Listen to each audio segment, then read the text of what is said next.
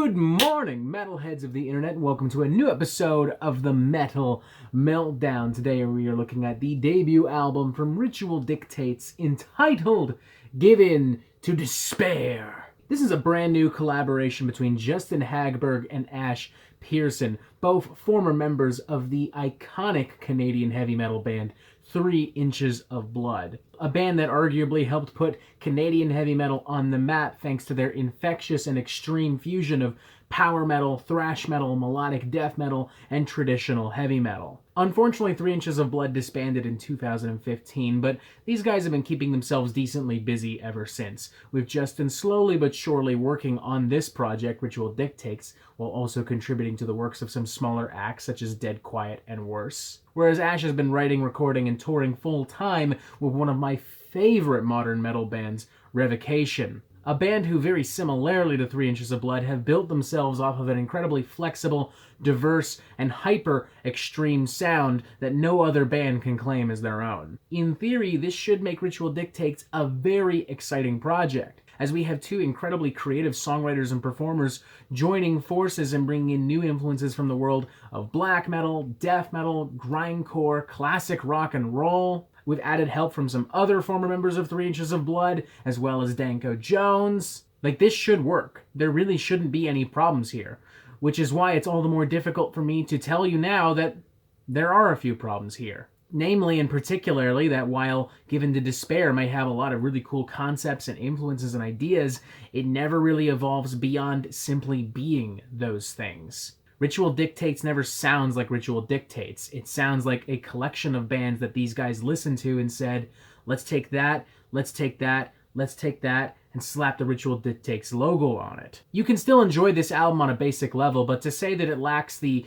power and grit of 3 Inches of Blood or the intelligence of Revocation is a bit of an understatement. If I had to guess just based on these songs, the two most obvious outside influences to me would be Kvelertak and Tribulation. While the foundation of the album itself is built on a pretty simplistic but effective take on black and death metal, it's everything else that Ritual Dictates sprinkles on top that leads me to believe this. Take, for instance, opening track, It's About Goddamn Time, a very short little number that has the spunk of the most recent Kvelertak, that has some of the darkened notes of Down Below from Tribulation. And title track Give In to Despair only further proves my point by delving even further into these bands and their respective histories, borrowing heavily from some of the traditional heavy metal inspired material of the Kvelertak's Natusfjord, while also delving into sections relying on a lot of lush acoustic guitar contrasting with thick, blackened riffs, not too dissimilar from, again, the kind of material that we might have found on Down Below.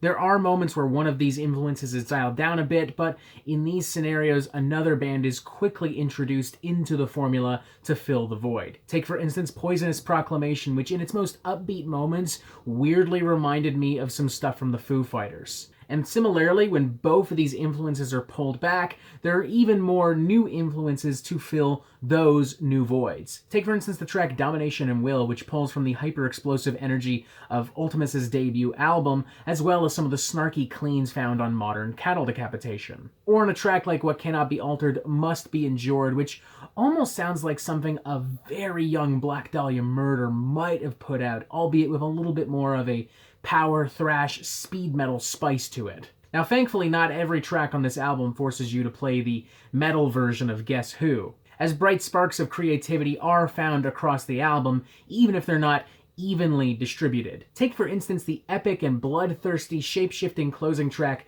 Tower of Time, borrowing the uncompromising energy of early grindcore with the icy atmosphere of traditional Norwegian black metal. Or the brooding metallic fury of Imperium Importa, which sounds like the thunderous battle cry of a horde of demonous, carnivorous goblin monsters. These are the moments where I really understand what Ritual Dictates is trying to do. It's just unfortunate that they're sandwiched in between a variety of tracks that don't really feel fully developed or realized. I'm going to give this album a 3 out of 5, but I want to make it clear, this is like the lowest 3 out of 5 I could possibly give without actually lowering the score of the album.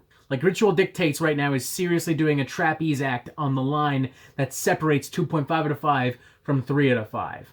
What this album lacks in unified and creative songwriting, it makes up for in spunk, in attitude, in some great performances from Justin and Ash across the board, and by offering a sound that, even though doesn't feel fully realized, does still offer a lot of interesting things for a lot of different types of metalheads. You're getting a little bit of black metal, a little bit of death metal, a little bit of grind, a little bit of power metal, a little bit of classic rock. It won't blow your mind, it won't change your life, but it won't bore you. You'll still be mostly entertained throughout the duration of this record, so long as you're not sitting there going, "Puh, they ripped this off from so-and-so.